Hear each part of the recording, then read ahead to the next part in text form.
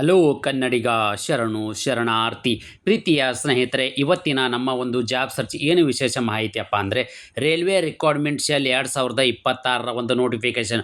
ಹೌದು ಸ್ನೇಹಿತರೆ, ಏನು ಭಾರತೀಯ ರೈಲ್ವೆ ಇಲಾಖೆಯಲ್ಲಿ ಹುದ್ದೆಗಳ ಅರ್ಜಿಗಳನ್ನು ಆಹ್ವಾನಿಸಲಾಗಿದೆ. ಯಾವೆಲ್ಲ ಒಂದು ಹುದ್ದೆಗಳ ಅರ್ಜಿಗಳನ್ನು ಆಹ್ವಾನಿಸಲಾಗಿದೆಯಪ್ಪ ಅಂತಂದರೆ ಇಲ್ಲಿ ನೋಡಿ, ಅಪ್ರೆಂಟಿಸ್ ಹುದ್ದೆಗೆ ಅರ್ಜಿಗಳನ್ನು ಆಹ್ವಾನಿಸಲಾಗಿದೆ. 1 ವರ್ಷದ ಅಪ್ರೆಂಟಿಸ್ ಟ್ರೇನಿ ಹುದ್ದೆಗೆ ಅರ್ಜಿಗಳನ್ನು ಆಹ್ವಾನಿಸಲಾಗಿದೆ. ಹಾಗಾದರೆ ಐ ಟಿ ಐದಲ್ಲಿ ಯಾವ್ಯಾವ ಟ್ರೇಡನ್ನು ಹೊಂದಿರತಕ್ಕಂಥ ಅಭ್ಯರ್ಥಿಗಳು ಈ ಒಂದು ಹುದ್ದೆಗೆ ಅರ್ಜಿ ಸಲ್ಲಿಸಬಹುದು. ಅದರಲ್ಲಿ ಬಹುಮುಖ್ಯವಾಗಿ ನೀವು ಐ ಟಿ ಐ ಪಾಸ್ ಆಗಿ ಕುತ್ಕೊಂಡಿರ್ತಕ್ಕಂಥ ಅಭ್ಯರ್ಥಿಗಳಿಗೆ ಇದು ಸುವರ್ಣ ಅವಕಾಶವಿದೆ. ಯಾಕಪ್ಪ ಅಂತಂದರೆ ನೀವು ರೈಲ್ವೆ ಡಿಪಾರ್ಟ್ಮೆಂಟಲ್ಲಿ ಅಪ್ರೆಂಟಿಸ್ ಮಾಡಿರ್ತಕ್ಕಂಥ ಅಭ್ಯರ್ಥಿಗಳನ್ನ ಮುಂದೆ ಅಪಾಯಿಂಟ್ಮೆಂಟಿಗೆ ಇಲ್ಲಿ ನಿಮಗೆ ತುಂಬಾ ರಿಸರ್ವ್ ಇರ್ತಕ್ಕಂಥ ಹುದ್ದೆಗಳು ಕೂಡ ಇರಲಿದೆ. ಅಂದರೆ ವಯೋಮಿತಿಯಲ್ಲಿ ಕೂಡ ನಿಮಗೆ ಇಲ್ಲಿ ಸ್ಪೆಷಲ್ ರಿಕ್ವೈರ್ಮೆಂಟನ್ನು ಮಾಡಲಾಗುವುದು.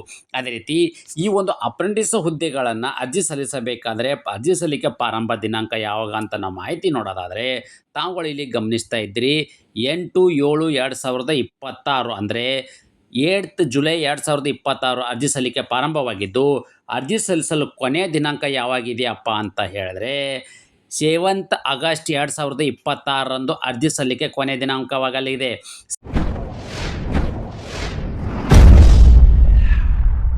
ಸ್ನೇಹಿತರೆ, ಇವೆಲ್ಲವೂ ಹುದ್ದೆಗಳು ಕೂಡ ನೀವು ಆನ್ಲೈನ್ ಮೂಲಕವೇ ಅರ್ಜಿಗಳನ್ನು ಸಲ್ಲಿಸಬೇಕು.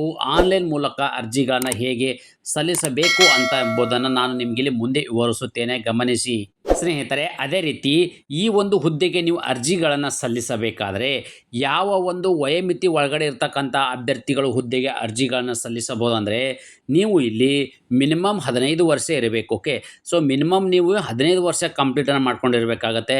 ಮ್ಯಾಕ್ಸಿಮಮ್ ನೀವು 24 ವರ್ಷ ಅಂದರೆ 15ರಿಂದ 24 ವರ್ಷ ಕಂಪ್ಲೀಟ್ ಮಾಡಿರ್ತಕ್ಕಂಥ, ಅಂದರೆ 15ರಿಂದ 24 ವರ್ಷ ಒಳಗಡೆ ಇರ್ತಕ್ಕಂಥ ಅಭ್ಯರ್ಥಿಗಳು. ಅದರಲ್ಲಿ ಬಹುಮುಖ್ಯವಾಗಿ 7th ಜುಲೈ 2026ಕ್ಕೆ ಅನ್ವಯವಾಗುವಂತೆ ನೋಡಿ, ಈ ಡೇಟಿಗೆ ಅನ್ವಯವಾಗುವಂತೆ ನೀವು 15 ವರ್ಷ ಮಿನಿಮಮನ್ನು ಕಂಪ್ಲೀಟ್ ಮಾಡಿರಬೇಕು. ಮ್ಯಾಕ್ಸಿಮಮ್ ನೀವು 24 ವರ್ಷದ ಒಳಗಡೆ ಇರ್ತಕ್ಕಂಥ ಅಭ್ಯರ್ಥಿಗಳು ಈ ಒಂದು ಹುದ್ದೆಗೆ ಅರ್ಜಿ ಸಲ್ಲಿಸಬಹುದು. ಅದೇ ರೀತಿ ಯಾರೆಲ್ಲ ಅಂದರೆ SC ST ಮತ್ತು OBC ಅಭ್ಯರ್ಥಿಗಳಾಗಿದ್ದರೆ, SC ST ಅಭ್ಯರ್ಥಿಗಳಿಗೆ ಅವರಿಗಿಲ್ಲಿ 5 ವರ್ಷಗಳ ಕಾಲ ವಯೋಮಿತಿಯಲ್ಲಿ ಸಡಿಲಿಕೆವಿದ್ದು, ಮತ್ತು OBC ಅಭ್ಯರ್ಥಿಗಳಾಗಿದ್ದರೆ ಅವರಿಗೆ 3 ವರ್ಷಗಳ ಕಾಲ ವಯೋಮಿತಿಯಲ್ಲಿ ಸಡಿಲಿಕೆಯನ್ನು ನೀಡಲಾಗಿದೆ. ಮತ್ತು PWD ಅಭ್ಯರ್ಥಿಗಳಾಗಿದ್ದರೆ ಅವರಿಗೂ 10 ವರ್ಷಗಳ ಕಾಲ ವಯೋಮಿತಿಯ ಸಡಿಲಿಕೆವಿದೆ. ಇನ್ನೊಂದು ವಿಶೇಷ ಮಾಹಿತಿ ಏನಪ್ಪ ಅಂದರೆ, ಎಕ್ಸ್ ಸರ್ವಿಸ್ ಮ್ಯಾನ್ ಅಭ್ಯರ್ಥಿಗಳಾಗಿದ್ದರೆ ಅವರಿಗೆ ಇಲ್ಲಿ 10 ವರ್ಷಗಳ ಕಾಲ ವಯೋಮಿತಿಯ ಸಡಿಲಿಕೆವಿದ್ದು, ಮತ್ತು ಡಿಫೆನ್ಸ್ ಫೋರ್ಸಲ್ಲಿ ಏನಾದರೂ ಕೆಲಸ ಮಾಡ್ತಿದ್ರೆ ಅವರಿಗೆ 3 ವರ್ಷಗಳ ಕಾಲ ವಯೋಮಿತಿಯಲ್ಲಿ ಸಡಿಲಿಕೆಯನ್ನು ನೀಡಲಾಗಿದೆ.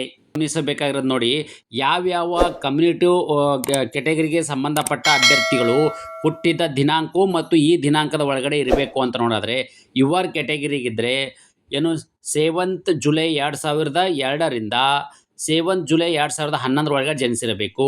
SC ಕೆಟಗರಿ ಆಗಿದ್ದರೆ 7/7/1997ರಿಂದ 7/7/2011 ಒಳಗಡೆ ಜನಿಸಿರಬೇಕು. ST ಅಭ್ಯರ್ಥಿಗಳಾಗಿದ್ದರೆ 7/7/1997ರಿಂದ 7/7/2011 ಒಳಗಡೆ ಜನಿಸಿರಬೇಕು. OBC ಅಭ್ಯರ್ಥಿಗಳಾಗಿದ್ದರೆ 7/7/1999 ಮತ್ತು ಇವರು ಇಲ್ಲಿ 7/7/2011 ಒಳಗಡೆ ಜನಿಸಿರ್ತಕ್ಕಂಥ ಅಭ್ಯರ್ಥಿಗಳು ಈ ಒಂದು ಹುದ್ದೆಗೆ ಅರ್ಜಿಗಳನ್ನು ಸಲ್ಲಿಸಬಹುದಾಗಿದೆ. ಅದೇ ರೀತಿ ಮತ್ತು ಈ ಒಂದು ಹುದ್ದೆಗೆ ಅರ್ಜಿ ಸಲ್ಲಿಸಬೇಕಾದರೆ ಏನೆಲ್ಲ ಕಂಪ್ಲೀಟನ್ನು ಮಾಡ್ಕೊಂಡಿರ್ಬೇಕಪ್ಪ ಅಂದರೆ, SLC ಜೊತೆಗೆ ನೀವು ITIಯನ್ನು ಹೊಂದಿರತಕ್ಕಂಥ ಅಭ್ಯರ್ಥಿಗಳು ಈ ಒಂದು ಹುದ್ದೆಗೆ ಅರ್ಜಿ ಸಲ್ಲಿಸಬಹುದು.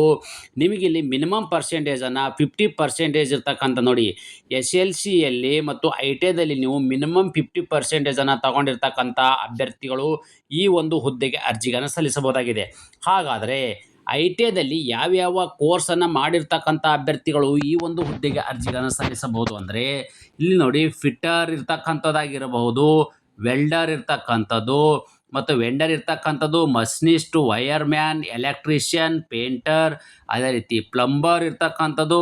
ಓಕೆ, ಅದೇ ರೀತಿ ITI ರಿಲಿವೆಂಟೆಡ್ ಟ್ರೇಡ್ಗಳು ಇರ್ತಕ್ಕಂಥದ್ದಾಗಿರ್ಬೋದು, ಕಾರ್ಪೆಂಟರ್ ಆಗಿರ್ಬೋದು, ಮತ್ತು ಡ್ರಗ್ಸ್ ಮ್ಯಾನ್ ಇರ್ತಕ್ಕಂಥದ್ದಾಗಿರೋದು. ಇನ್ನೊಂದೇನಪ್ಪ ಅಂದರೆ ಸೊನೋಗ್ರಾಫಿ ಇರ್ತಕ್ಕಂಥದ್ದು.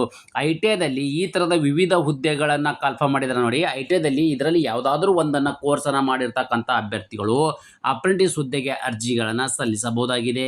ಅದೇ ರೀತಿ ಇನ್ನೊಂದೇನಪ್ಪ ಅಂದರೆ ಮೆಕ್ಯಾನಿಕಲ್ ಇರ್ತಕ್ಕಂಥ ಹುದ್ದೆಗಳಾಗಿರ್ಬೋದು, ಕಂಪ್ಯೂಟರ್ ನೆಟ್ವರ್ಕಿಂಗ್ ಟೆಕ್ನಿಷಿಯನ್ ಆಗಿರ್ಬೋದು, mechanic operator, electronics and communication system, ಅಂದರೆ ಈ ಥರದ ಒಂದು, ಅಂದರೆ ಕೋಪಾ ಆಗಿರ್ಬೋದು. ಓಕೆ, ಸೊ ಈ ಥರ ಟರ್ನರ್ ಆಗಿರ್ಬೋದು. ಓಕೆ, ಸೊ ಈ ಥರದಲ್ಲಿ ನೀವು ITIದಲ್ಲಿ ಇದರಲ್ಲಿ ಯಾವುದಾದ್ರೂ ಒಂದನ್ನು ಕೋರ್ಸನ್ನು ಮಾಡಿರ್ತಕ್ಕಂಥ ಅಭ್ಯರ್ಥಿಗಳು ಈ ಒಂದು ಹುದ್ದೆಗೆ ಅರ್ಜಿಗಳನ್ನು ಸಲ್ಲಿಸಬಹುದಾಗಿದೆ.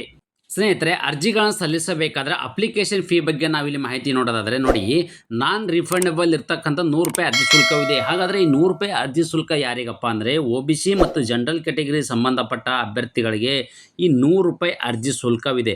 ಈ ₹100 ಅರ್ಜಿ ಶುಲ್ಕ ಕೂಡ ನೀವು ಆನ್ಲೈನ್ ಪೇಮೆಂಟನ್ನು ಮಾಡ್ಬೋದಾಗಿದೆ. ಅಂದರೆ debit card, credit card, net banking, PhonePe, Google Pay ಮುಖಾಂತರನು ಈ ಒಂದು ಅರ್ಜಿ ಶುಲ್ಕ ನೇರವಾಗಿ ಪಾವತಿ ಮಾಡಬಹುದಾಗಿದೆ. ಅದೇ ರೀತಿ ಇಲ್ಲಿ ನೋಡಿ, ಇನ್ನೊಂದು no application required for paid SC ST PWD female applicant ಇದ್ದಾರೆ ನೋಡಿ. SC ST PWD ಮತ್ತು ಮಹಿಳಾ ಅಭ್ಯರ್ಥಿಗಳಾಗಿದ್ದರೆ ಅವರಿಗೆ ಅರ್ಜಿ ಶುಲ್ಕದಿಂದ ವಿನಾಯಿತಿಯನ್ನು ನೀಡಲಾಗಿದೆ.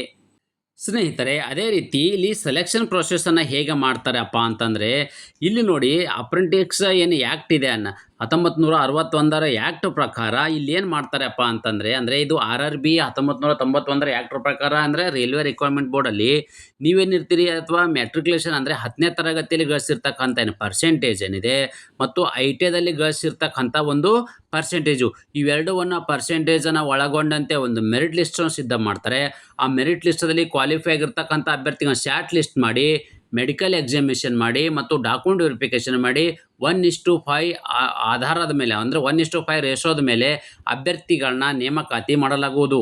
ಸ್ನೇಹಿತರೆ, ಇಲ್ಲಿ ನೋಡಿ ನಿಮಗೆ ಟ್ರೈನಿಂಗ್ ಸ್ಟೈಪಂಡ್ ಇರ್ತಕ್ಕಂಥದ್ದು ನೋಡಿ, ಇದು ಇರ್ತಕ್ಕಂಥದ್ದು ಏನಪ್ಪ ಅಂದರೆ ನಿಮಗೆ ಅಪ್ರೆಂಟಿಸ್ ಹುದ್ದೆ ಆಗಿರೋದ್ರಿಂದ ಅಂಡರ್ 1 ವರ್ಷದ ಟ್ರೈನಿಂಗ್ ಅಪ್ರೆಂಟಿಸ್ಗೆ ಇಲ್ಲಿ ರಿಕ್ವೈರ್ಮೆಂಟ್ ಮಾಡ್ಕೊಳ್ತಾ ಇರೋದು. ಓಕೆ, ಇದು ಯಾವುದೇ ಕೂಡ ಪರ್ಮನೆಂಟ್ ಜಾಬ್ ಆಗಿರೋದಿಲ್ಲ.